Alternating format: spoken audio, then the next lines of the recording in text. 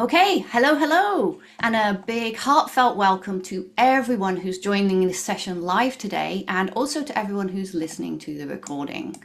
I am Emma-Louise Elsie, founder of Fierce Kindness, and I am so excited to be here with you today. I even wore my sparkly jumper. I've been a coach since 2004 and have had the joy of calling beautiful Canada home for over 2 decades now, and I am deeply grateful to live a life I love. Also with me today here is Carolyn Towns, who is a certified spiritual life coach and a loss to life strategist, which means she helps those who are grieving move from a space of loss to new life. Carolyn is kindly my co-host today to help our gathering run smoothly. But today is about you, so let's get to it. Today, we are looking at the topic of boundaries, and it is a big, juicy topic, and I really struggled to narrow it down to something we could cover in an hour. But let's have a look at how today will flow. So, we're going to start our gathering today with a short guided meditation, breathing exercise to connect us to ourselves and just get us a little bit calm. Next, I will do a little introduction to the topic of boundaries, and we'll get the conversation started in the chat. And then before our breakouts, I'm going to share a quick summary of some key types of boundaries, and you'll be surprised, there's a lot of different types of boundaries. And then you'll get to meet and learn from each other in the breakout group. And this is the biggest chunk of time in our gathering today. We will wrap up with some personal reflection and a little exercise to make the topic meaningful to you. And then we'll close out by sharing our biggest wins or learnings. And that will bring us to 50 minutes. And then the last 10 minutes of every gathering are optional, where we choose the topic for next month. And we also answer any questions. I have some questions for you this time, but I'm also happy to answer any questions you have as well. So if you could save your questions for the end, unless it's really important, that would be great. So, how does that sound? Are we ready to get started? If you are, please type yes into the chat. And I'm looking down at the chat here. We've got lots of people who are ready to go. Okay, awesome. Thank you all. Penny's joined and Shari, wonderful. Welcome. So, this is probably good for me as well, because even though I'm guiding the breathing, it helps me get calm as well. So, time to get calm with a short guided breathing exercise, just to let go of any stress we've got, and also just to connect and be kind to ourselves. So I'd love us to begin by arriving together. So if you could take a deep breath in and out, and then once more in and out. And if you could place one hand on your heart and the other hand on your stomach, and it doesn't matter which one. And as you take another deep breath in and out, just notice how your hands are moving as you breathe in and out.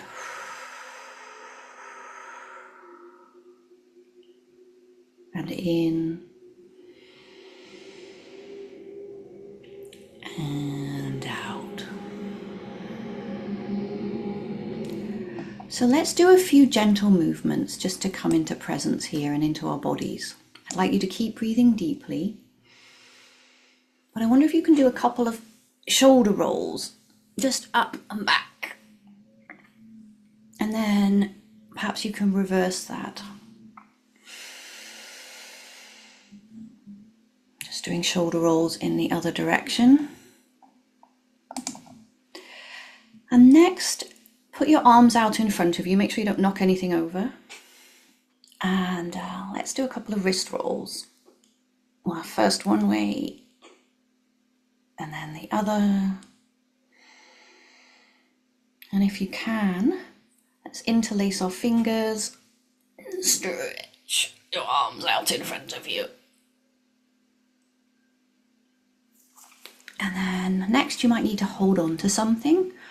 I'd like you to stretch your right leg out in front of you and just do a couple of nice big ankle rolls. First one way and then the other.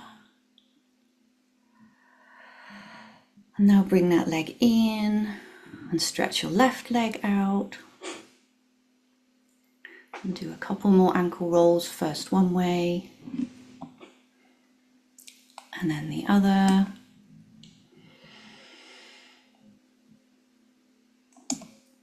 And then to wrap up, I'd love for you to bring your hands together in front of your heart.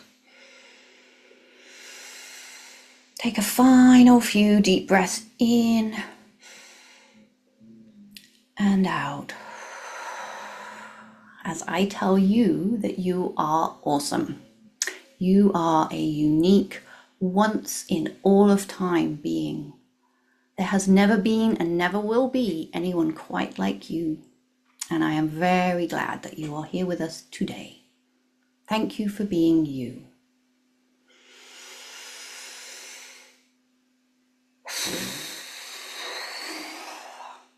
When you're ready, slowly begin to open your eyes and return to the room. Okay, so who's feeling a bit calmer now?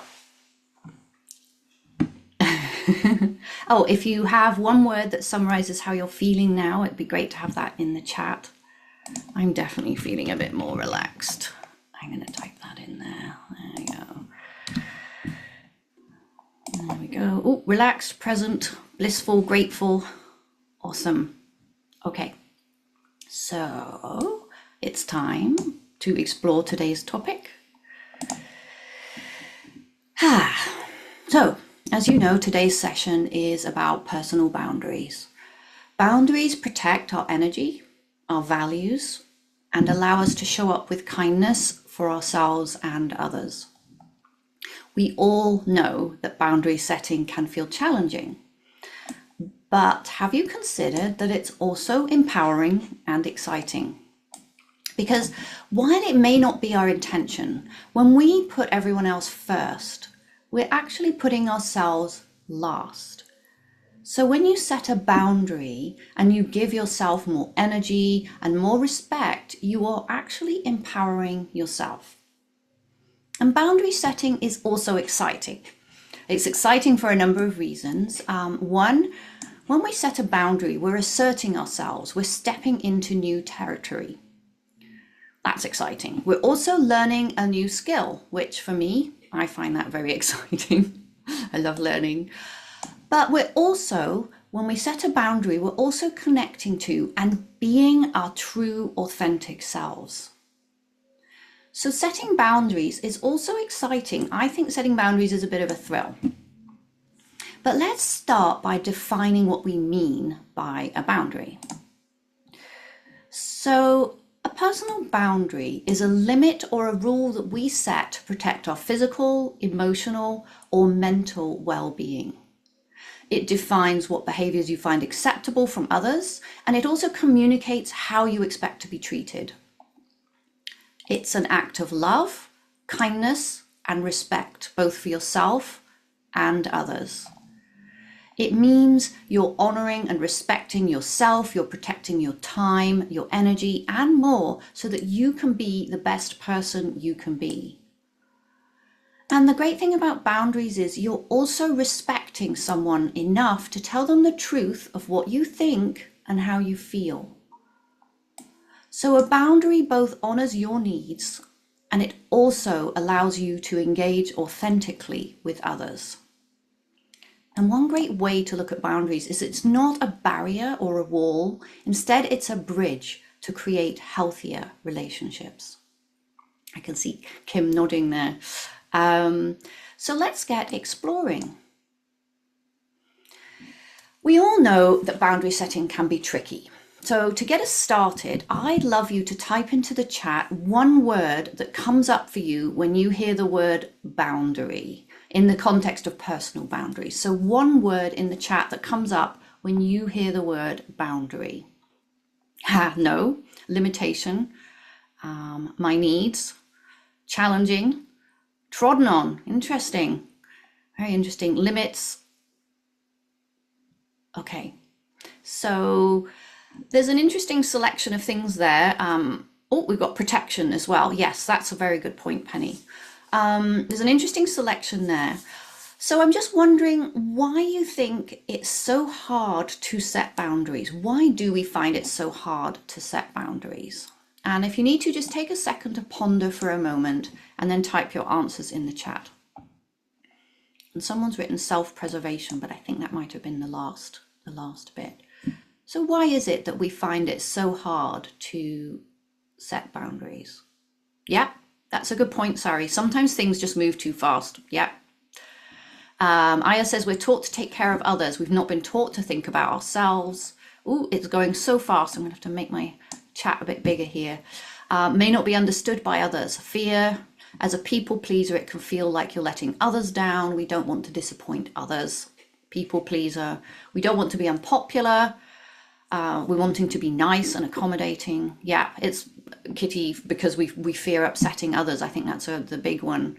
Conditioning that we need to be everything for everyone. Takes courage to stand up for yourself. It sure does. And it might result in being rejected. So, wow, that is some... I'm just going to make my chat a bit larger here so I can see everything.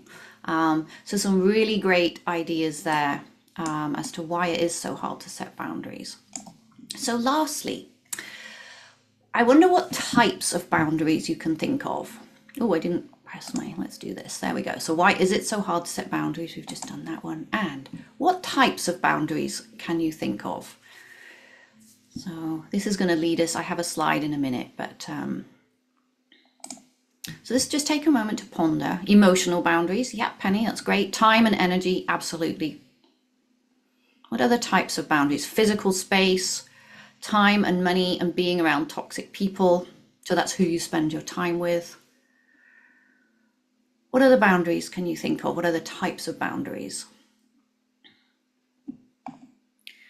Yeah, emotional, lying, manipulating, and being used.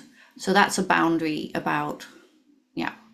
Morals, ethical boundaries. Ooh, I'm not sure that one's on my slide. I'm going to have to look at that one. I think it is. It's hidden, but that's interesting. Power and freedom and tasks. Yeah, what you want to do and what you don't want to do. Okay, there's some really, really great ideas there. So let's have a quick whiz through the slide. The slide that I prepared earlier. So just before we head into breakouts, here's a quick summary of some types of boundaries you might want to think about. So your time, energy, and availability. This is how much time you spend with someone or doing something for them. So that's the tasks that someone mentioned. It's also your social needs and preferences, like how much socializing feels comfortable, with who, where, and perhaps for how long. But it's also recognizing when you need time for yourself and your own needs and goals.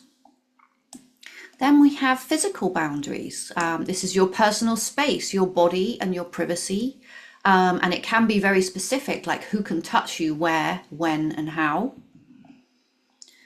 Emotional and mental boundaries. This is things like how much information about yourself that you might share with others, how much emotional support you give to others, respecting yours and other people's feelings, and crucially, and this is something I know I do too, need to get better at, is crucially separating our feelings from other people's so that we're not taking responsibility for how other people feel. We have material boundaries. This is how you feel about lending or giving money or things to others. But interestingly, it's also what you're willing to receive. Verbal and intellectual boundaries. This is how people speak to you. It's also what topics you're willing to discuss with others. And crucially, it's the freedom to have and express your own values, opinions, and beliefs without the pressure to conform to others' viewpoints. Digital and online presence. This is a new one. This is probably only relevant this last 10, 15, 20 years or so. So it's your communication and technology use, how much time you spend online, how and where. It's also what you share online and where you share it and how often. And lastly, it's also how quickly you respond to others. Because when we're in a one-on-one, we're going to respond right away, most likely. But online, we can often feel pressure to respond right away. And also whether you respond at all. And finally, workplace boundaries. These separate your personal and your professional life and include, but are not limited to, things like your working hours, your job responsibilities, and your interactions with colleagues. And I've also created a handout for you, which has a little activity on, so you can see which types of boundaries might need attention in your life. And I'll send that link out with the recording and at the end of today's session. So, any thoughts so far? What did you think of the types of boundaries?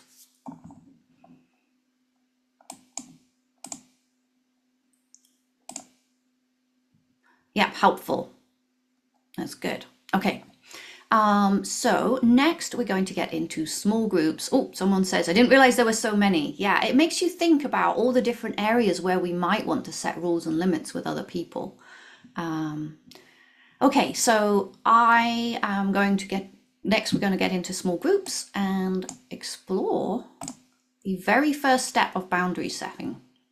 So we have talked about what a boundary is. We've talked about some different types of boundaries and why it can be hard to set boundaries. And now it would be great to explore the very first step in boundary setting. And it may not be what you expect, because the very, very first step is actually recognizing that you need to set a boundary in the first place. We're very good at ignoring and avoiding things that get awkward. And it can surely get awkward to say no, to say, I don't like it when you talk over me. So in your breakouts today, you're going to explore how you recognize that you need to set a boundary.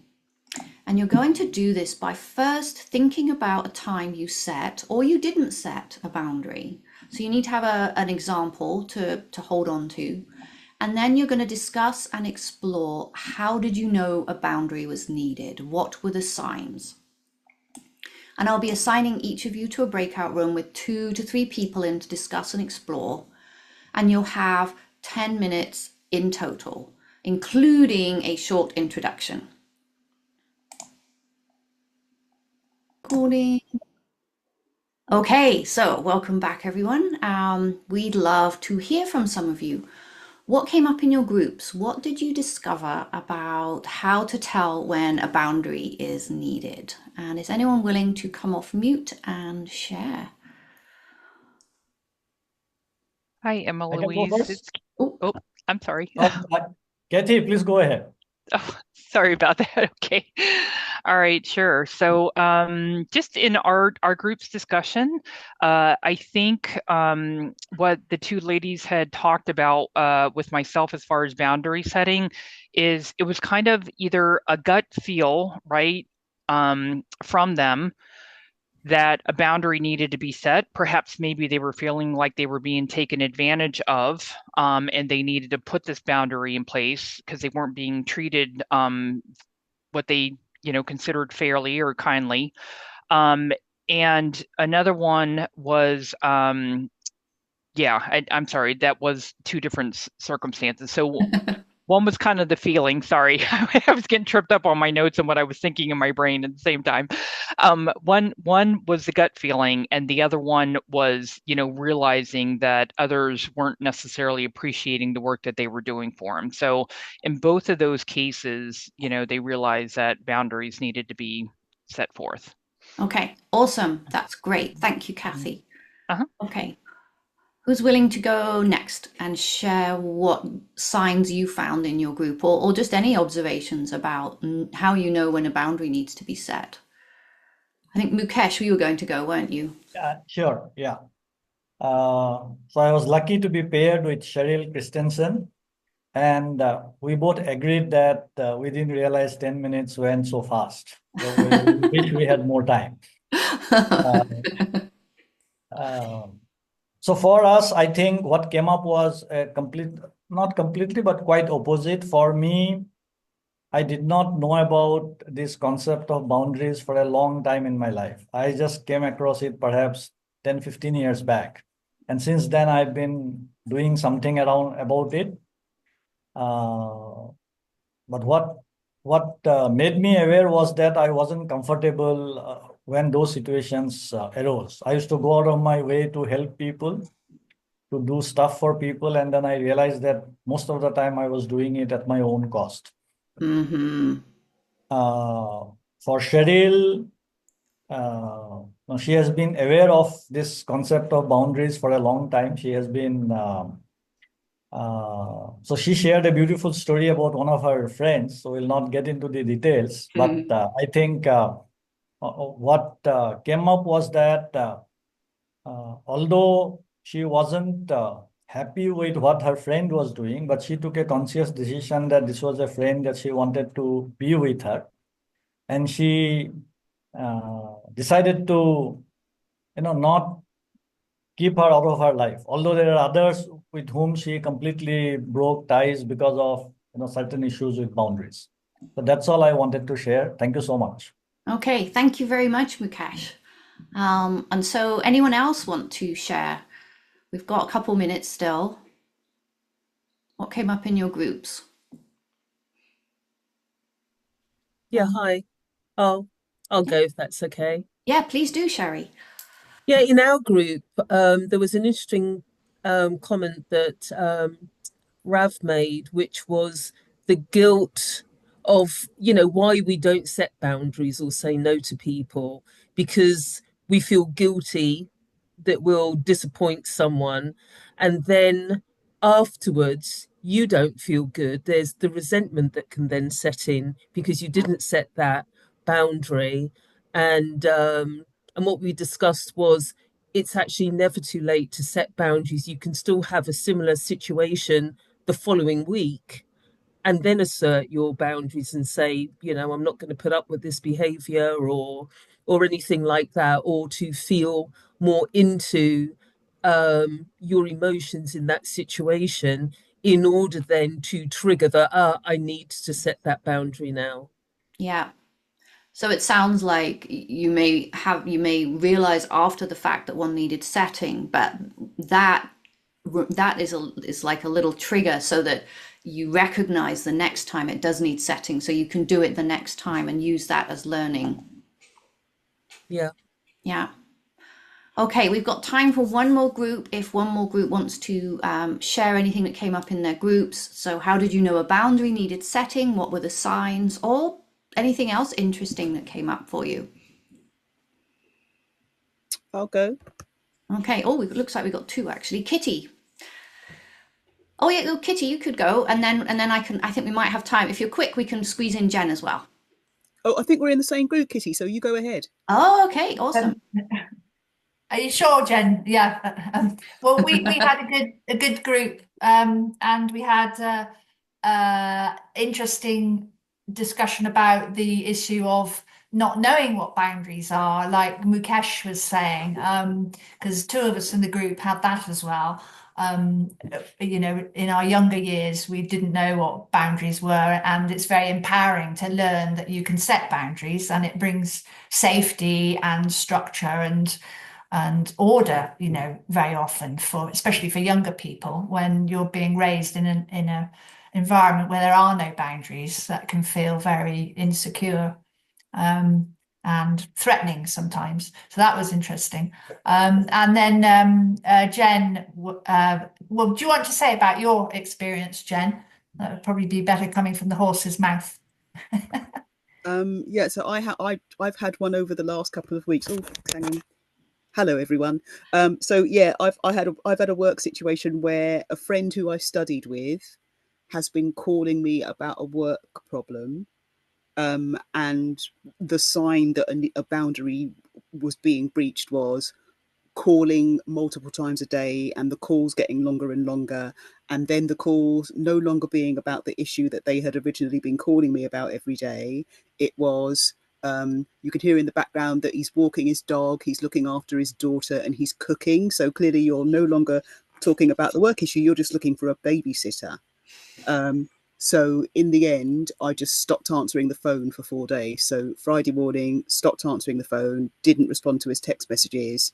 And then on, I think, Sunday, I got a bit of a contrite call saying, could we talk tomorrow? And I said, no, tomorrow is a bank holiday. So we had a very brief conversation on Sunday, but it's just brought to mind something from Gavin de Becker's book, The Gift of Fear, And he says, the first time you're a victim, the second time you're a volunteer. And that's what popped into my head on Friday morning. And I thought, well, hell, I'm going to stop volunteering. So I just stopped answering the phone, basically. I love that. I love that. First you're a victim, then you're a volunteer. Yeah, first time you're a victim, second time you're a volunteer. So whenever you're ready, just stop volunteering, guys. You'll feel better. Awesome. Okay. Wow. Some really great stuff that came up in the groups. It looks like you had fun. Yeah, thank you, everybody. So, where are we going next? Well, awareness is always the first step to any kind of change that we're making. And you've just explored with your fellow fierce kindness practitioners how we might know when a boundary is needed. And now we're going to get super specific to you. So I'm going to ask you to grab a pen and paper if you don't already have one. And I'm just going to ask you some questions. We're going to identify some signs for you that a boundary needs setting. So I'd like you to write just whatever comes to mind. Don't analyze or think about it, just write.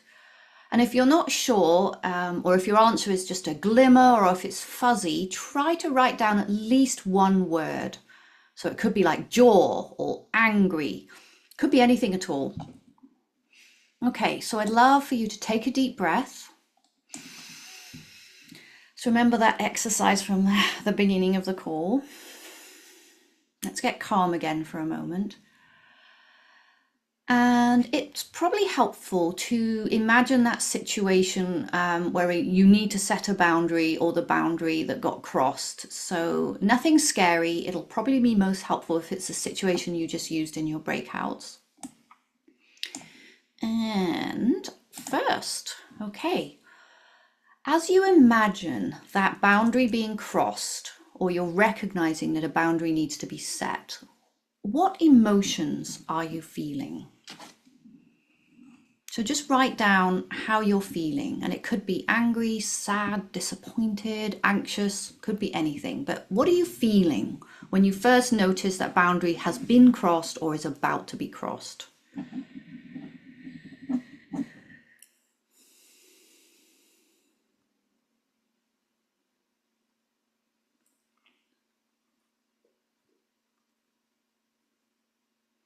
And I'm going to ask each question at a time, so you don't need to, you can go on to the next one if you're finished, but you just need to do, what emotions do you feel?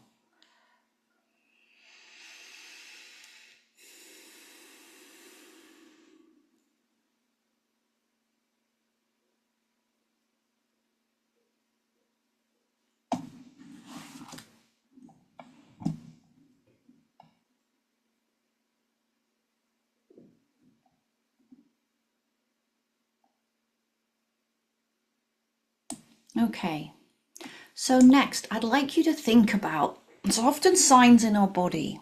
So where are you tense? As you think about a boundary about to be crossed or a boundary has just been crossed, where are you tense? It could be your eyes, your forehead, your shoulders, your pelvic floor. It could be something else. So have a think and write down where you are tense.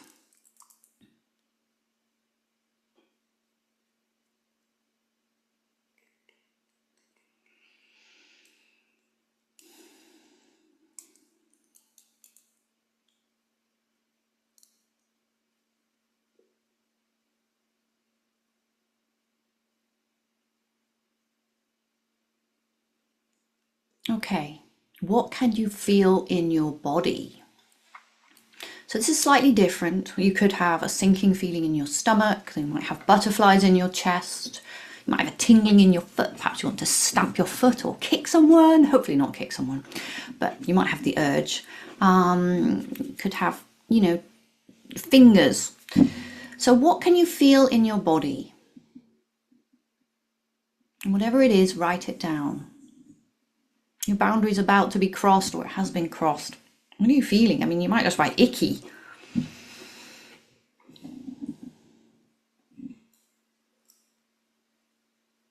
Also, if you have a kind of nervous tic, like some of us when we feel uncomfortable, we might rub the back of your neck, or, perhaps you have something you do when you feel uncomfortable. That might be a sign.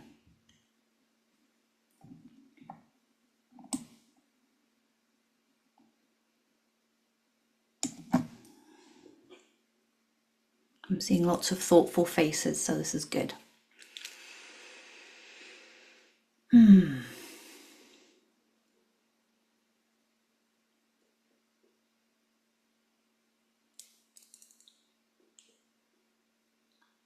Okay, next, what can you hear? So this might be what you're saying to yourself. It might be what you're hearing in your mind. No, no, no. What are you saying to others? Are there phrases you use when you're trying to be polite to someone and not feeling heard, or you're trying to politely fob someone off, you're not being quite strong enough? Are there phrases that you use? So what are you saying to others? What are you saying to yourself? What are you hearing others say? There might be phrases that people in your life use to get you to do what they want. So write down what you're hearing as you think about that boundary being crossed or about to be crossed.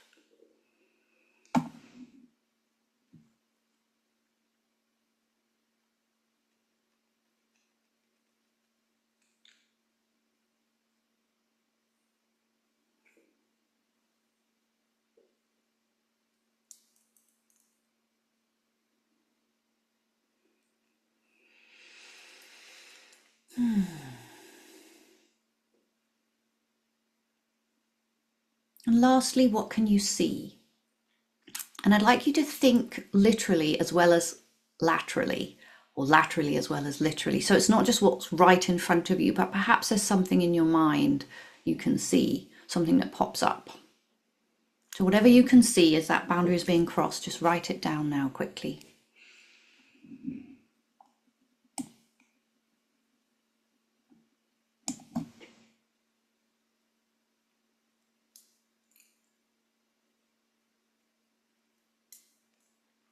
And then as we wrap that up, as you're wrapping that up, I'd love for you to type one of your signs that your boundary is being crossed in the chat.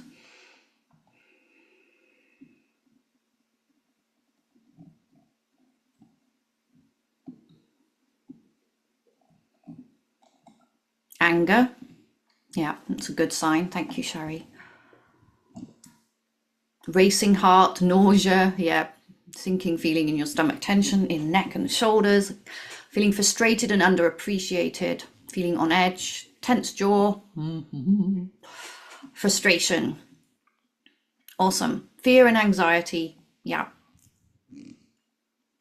So this is your little set of signs a boundary is about to be crossed, and you can use this now, a bit like one of you was saying that you have a chance to, I think it was Sherry, you have a chance to repeat and learn from your previous experience. Now you have a list of signs that tell you when a boundary is about to be crossed. So you are now more aware, and that'll make it easier to set boundaries going forwards. And I noticed someone's written, don't tell me what I should do. Okay. All right, let's, finally we're going to wrap up by choosing one boundary to work on. So all too often when things get awkward or tough, we tend to abandon ourselves. And yet, and I think this is very important, healing and growth comes when we assert ourselves and express our boundaries, whether or not it actually works out or not. We feel better just by the act of sticking up for ourselves and expressing our needs. So if there's one thing I would like you to remember from today, it's this. It's that setting a boundary is an act of self-respect, not selfishness. That's self-respect, not selfishness. So as we wrap up today, I would like you to come up with one boundary that you would like to set, revisit, or strengthen, ideally this week, but just a boundary that you would like to set, revisit, or strengthen. Where in your life do you feel drained or resentful? What boundary is your body or heart asking for? And then just grab your pen and write that down.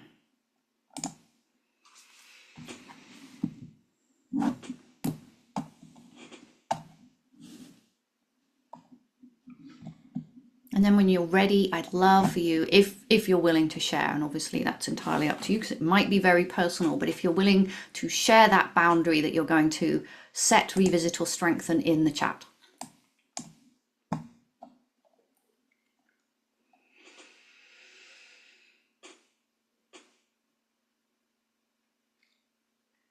And if you need some time to ponder this after the session, that's fine too. Oh, look, we're going in. Not being attacked for something I didn't do. Dealing with pushy people who do not accept no as my response.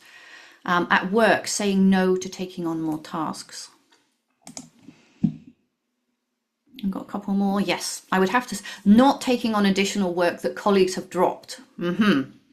Making my own decisions about what I do with my leisure time, and I love that. Yes, that's I think it's Anne Lamott, isn't it, who says no is a complete sentence. Thanks, Jen. And prioritizing our own needs instead of putting others first. Okay, so we've got some great examples of boundaries there that we're going to set and move forwards with.